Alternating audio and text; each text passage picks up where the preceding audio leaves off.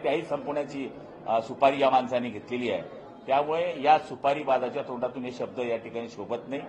मूळ अशा पद्धतीचं वाच्यता करणं म्हणजे मराठा समाजाच्या एका राजाच्या बद्दल, एका मोठ्या माणसाच्या बद्दल असं बोलणं म्हणजे सामाजिक भावना सुद्धा दुखवण्याचं हे काम आहे. मला तरी असं वाटतं की याला जनता माफ करणार नाही. शरद पवार साहेबांनी शिंदे साहेबांचा सत्कार केला, त्यामुळे महाविकास आघाडीमध्ये थोडं बिघाडी होईल असं तुम्हाला वाटतंय का? ज्या पद्धतीनं आजपर्यंत संजय राऊत यांनी कधीही शरद पवारांच्या विरोधात किंवा त्यांच्या भूमिकेला विरोध करणारी भूमिका कधीच व्यक्त केलेली नाही. हे बघा, महाराष्ट्र हे सुसंस्कृत राज्य आहे. जरी वेगळ्या वेगळ्या विचाराने आपण राज्य करत असलो तरी शरद पवार हे आपल्या राज्याचे मोठे नेते आहेत, देशाचे नेते आहेत आणि अशा कार्यक्रमामध्ये ते नेहमी जात असताना गेलं पाहिजे. त्यांच्या हाताने पुरस्कार देणे म्हणजे काही पक्षांतर होणे आहे, एकमेकाचे विचार बदलणे असं होऊ शकत नाही. पण आपली ही संस्कृती आहे. ज्यांनी चांगलं कार्य केलंय त्याचा गौरव जर होत असेल तर तो गौरव करण्याचा मान त्यांना जर मिळत असेल तर हे कायम महाराष्ट्राने केलेलं आहे. त्यामुळे मला तरी असं वाटतं की याच्यामध्ये काही आघाडीत बिघाडी होईल असं काही वाटत नाही. पण संजय राऊतांचं स्वतःच तो बिघडलेला आहे. त्यामुळे त्याच्या नादी लागून काय उपयोग नाही आहे. मला तरी असं वाटतं की तुम्ही सुद्धा त्यांच्यावर कमी लक्ष द्यावं, कारण की तुम्ही जास्त लक्ष दिल्यामुळेच ते पोरगं बिघडलंय. शरद पवारांना चुकीची माहिती दिलेली आहे. ठाण्याचा विकास हा एकनाथ शिंदेचा नव्हे, उलट ज्यावेळेस एकनाथ शिंदे ठाण्यामध्ये आले त्यानंतर खऱ्या अर्थानं ठाण्याचा जो बिघाड आहे किंवा ठाण्यामध्ये जो विकासाचं काम चालू ती बंद पडायला लागली. अशा पद्धतीने संजय राऊतच झाडू घेऊन फिरत होता ठाण्यात.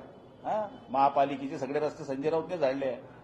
हा चपराशी करणारा माणूस हातामध्ये पेन घेऊन यांनी काम केले. हा काय ठाण्याचं सांगेल? अरे ठाण्यामध्ये शिवसेना एकनाथ शिंदे साहेबांनी, दिघे साहेबांच्या आशीर्वादाने उभी केली.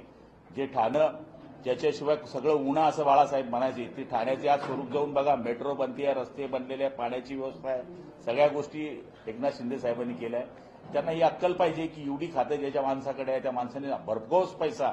ठाणा काय अंबरनाथ जाऊन बघू नये म्हणा त्याला वाटत असेल तर. अंबरनाथ सारखं शहर 100% काँक्रिटीकरण रस्ते, पाण्याचे रस्ते, एमआयडीसीमध्ये काम करण्याचा प्रयत्न या ठिकाणी केलेला आहे. त्यामुळे आता बोलण्याचं भांडवल काहीच राहिलं नाही. हा शिवसैनिक होता कुठे? हा पेपरवाला होता, पेपरमध्ये लिहायचा.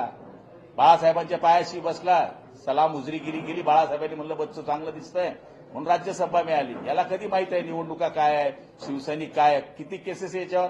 हा एक केस आहे भ्रष्टाचार केल्याची. महासंत झाला तुझ्या केसमध्ये जाऊन.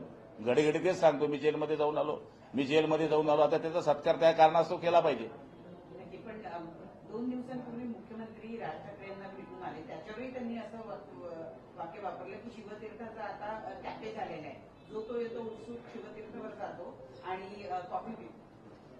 त्याला हे वाटलं पाहिजे की ज्या बाळासाहेबांच्या दरबारची मातोश्रीमध्ये नरेंद्र मोदी सारखे साहेब असतील, प्रणव मुखर्जी असतील, वाजपेयीजी असतील, प्रमोद महाजनजी असतील, हे सगळे मातोश्रीवर जायचे. आज काय स्थिती आहे? हे सोनिया गांधीकडे जायला लागले. लाज वाटली पाहिजे या संजय राऊतला की ज्या मातोश्रीवर चांगले चांगले लिहून बाळासाहेबांना भेटायला जायचे. ज्यावेळेस आदरणीय मोदी साहेब गुजरातचे मुख्यमंत्री होते त्यावेळेस बाळासाहेबांना भेटायला गेले होते. ज्यावेळेस त्यांचं नाव पंतप्रधान म्हणून डिक्लेअर झालं त्यावेळेस बाळासाहेबांकडे सगळे जायचे. आज मातोश्रीची स्थिती कोणी करून टाकली? या माणसाने काँग्रेसची लव्ह मॅरेज केल्यामुळे आज उद्धव साहेबांना सोनिया गांधीकडे जावं लागतंय, राहुल गांधीकडे जावं लागतंय. मला तरी असं वाटतं की हे असं बोलणं त्याच्याकरता हास्यास्पद आहे. पण महायुतीमध्ये पण सगळं आणलेलं आहे असं दिसत नाही. राष्ट्रवादी आणि शिवसेना यांच्यामध्ये कुठे ना कुठे पालकमंत्री पदावरून असतील वेगवेगळ्या मुद्द्यांवर कुरबुरी सुरू आहे.